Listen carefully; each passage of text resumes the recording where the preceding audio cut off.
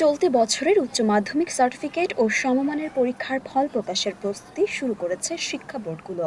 250-টিরও বেশি design option নিয়ে Walton smart fridge, বোঝে আপনার প্রয়োজন। আগামী মাসেই এই ফলাফল প্রকাশ হতে পারে। যেসব বিষয়ের পরীক্ষা হয়েছে সেগুলোর খাতা মূল্যায়ন করে এবং বাকি বিষয়গুলোতে সাবজেক্ট ম্যাপিং এর মাধ্যমে ফলাফল প্রকাশের প্রস্তাব শিক্ষা মন্ত্রণালয়ে পাঠানো হয়েছে। মন্ত্রণালয় অনুমোদন দিলেই এই প্রক্রিয়ায় ফলাফল প্রকাশ করা হবে।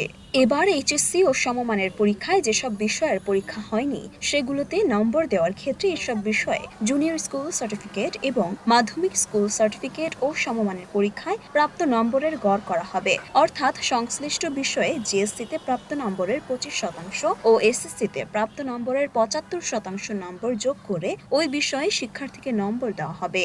যেমন গণিতে কেউ জিএসসিতে 100 নম্বর পেয়ে থাকলে সেখান থেকে 25 এবং এসএসসিতে 100 নম্বর পেয়ে থাকলে 75 নম্বর নেওয়া হবে। এ দুটি নম্বর যোগ করলে এইচএসসিতে গণিতে ওই শিক্ষার্থীর প্রাপ্ত নম্বর হবে 100। উল্লেখ্য, করোনা ভাইরাস মহামারীর সময়ও এই প্রক্রিয়ায় ফলাফল প্রকাশ করা হয়েছে।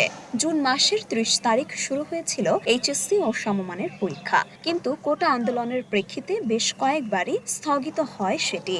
সবশেষ নতুন তারিখ নির্ধারণ করা হয় 11ই আগস্ট। এর মধ্যে পরীক্ষার্থীরা স্থগিত পরীক্ষাগুলো বাতিল করার দাবিতে আন্দোলন শুরু করেন। 20 আগস্ট সচিবালয়ে শিক্ষা মন্ত্রণালয়ের ভবনের নিচে বিক্ষোভ করেন তারা। পরবর্তীতে এসব পরীক্ষা বাতিল করা হয়। চলতি বছরের এইচএসসি পরীক্ষায় 9টি সাধারণ শিক্ষা বোর্ড, কারিগরি বোর্ড ও মাদ্রাসা বোর্ডের অধীনে মোট 14,50,790 জন অংশগ্রহণ করেন।